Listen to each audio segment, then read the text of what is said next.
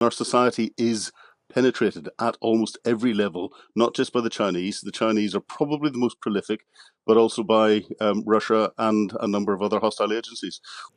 Chris Cash, this 28-year-old Conservative parliamentary researcher who's now been revealed by the Times newspaper as the man arrested on suspicion of spying for China. We've got details of sort of how he spent his time. He hosted regular drinks events, had a parliamentary pass, and before his arrest in March of this year, he rose pretty rapidly in UK-China policy circles. The Prime Minister's taken his concerns about the country's influence on British democracy directly to the country's premier at the G20 summit, saying, the kind of influence that they're trying to exert on British democracy is totally unacceptable. But it's, of course, led to questions about the British government's potential change in position over China. Let's find out more. Former senior military intelligence officer Philip Ingram is here. Philip, good morning. In what we've learned about exactly who Chris Cash was and how he was able to operate within the walls of Westminster, what sort of alarm bells has it risen for you? Well, not many really, because it shows the professionalism of the Chinese intelligence services. If he was recruited and he is found guilty of um, what he's been accused of, I think what the biggest alarm bell is, it shows just how much the Chinese have penetrated all aspects of our society, and they've been at this for such a long period of time. A professional intelligence service that sets its sights on someone like him, especially with him having worked in China and all the rest of it, it will be very difficult for him to avoid being recruited. What do you think went wrong in this case? Do we not have sufficient vetting processes? Has there been a sort of lack of security in terms of maybe not scrutinising quite carefully enough exactly who all these people are? Well, we live in a free and democratic society. We have to set the standards as to whenever we vet people to what level we vet them at, and that depends on the access to the information. Now, this is where I think in estates like the parliamentary estate, people automatically assume that information and documents with a classification on it means that those are ones that are the most secret, and therefore, we should only apply our vetting standards to those. Actually, if you look at a collective of information that may be sensitive because it is giving individuals' political opinions or groups' political opinions, can be as sensitive. And therefore, what we probably need to do is start to apply more stringent standards into those that have access into places like that, like Parliament. Mm. Now, that's difficult because Parliament, you've got all of the members of the House of Lords, you've got all the members of the House of Commons. They employ all of their own staff.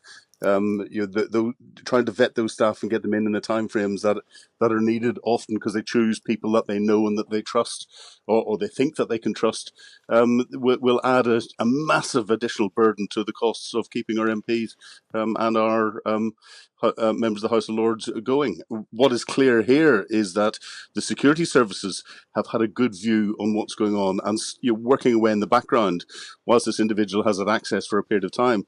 They've managed to identify him and call him out, and they did this with the Chinese lawyer Christine Lee last year, who was trying to gain access into the Labour MP Barry Gardner's outer office.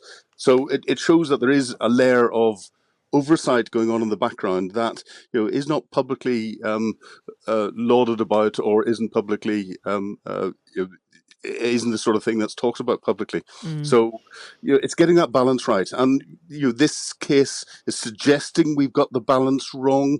There needs to be more investigation, but we shouldn't knee-jerk react. Telegraph this morning is saying that the intelligence services are poised to unmask a number of Chinese spies in the coming months.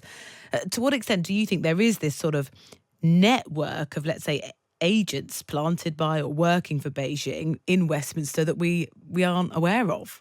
Oh, not just Beijing, Moscow, Mm. Tehran, elsewhere. There is a massive web.